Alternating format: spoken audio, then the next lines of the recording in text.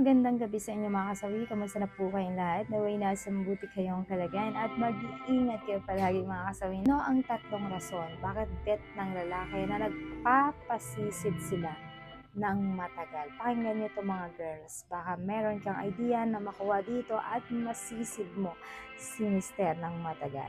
Una mga kasawi is nagiging L.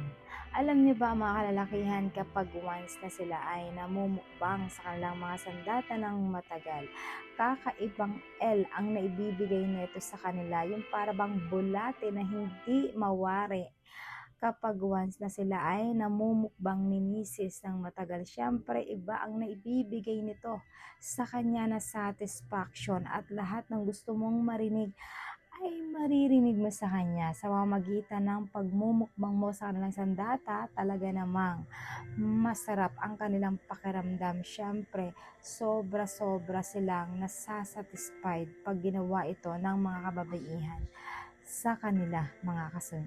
Ayun lang po yung ating una na rason.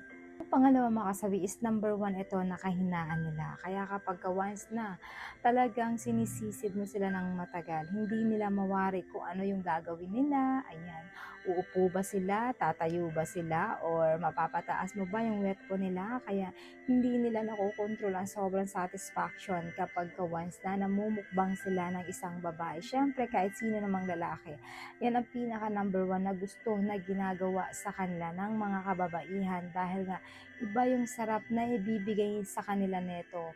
Yung bang kung hindi mo napapataas ang kanilang wet po, napapaangat ang kanilang wet po sa kama, eto talaga yung magpapaangat sa kanila at masasabi nila, isa pa nga, gawin mo to ulit mamaya. Kasi nga, syempre, iba yung satisfaction na naibibigay sa kanila kapag once na nasisisid sila ng matagal dito, mga kasawi.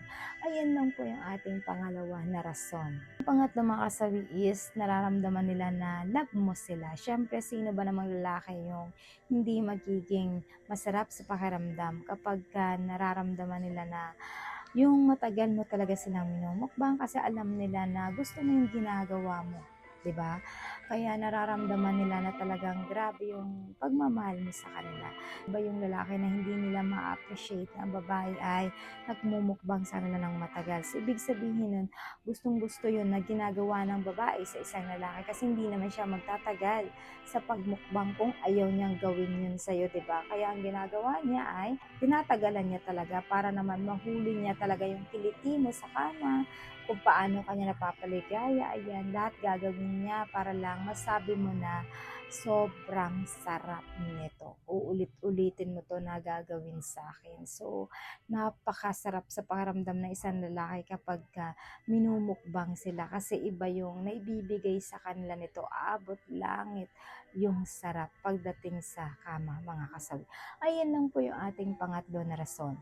At syempre, hindi mawawala yung advice sa topic nito. Lagi niyong tatandaan sa mga kababaihan, hindi masama na magmukbang tayo ng matagal sa mga kalalakihan. Hindi masama na magmukbang kayo kay mister ng matagal, kasi isa yan sa satisfaction sa isang lalaki. Isa yan sa nagpapasarap para sa kanila. At isa yan sa sobrang hindi ka nakakalimutan ni mister kapag once na minumukbang niyo sila ng matagal. Kasi syempre alam nila na mahal mo sila pagdating dito, mga kasawi. Ayun lang po mga kasawi yung aking advice. Maraming salamat po sa patuloy na pagsuporta niyo sa akin, sa walang sawang pag-share at pag-comment. Sa mga hindi pa po nakapag-subscribe mga kasawi, pwede kayo mag-subscribe, pwede na kayo mag-follow para updated kayo sa topic ko araw-araw. Magandang gabi mga kasawi, mahal kayo ng inyong advisor.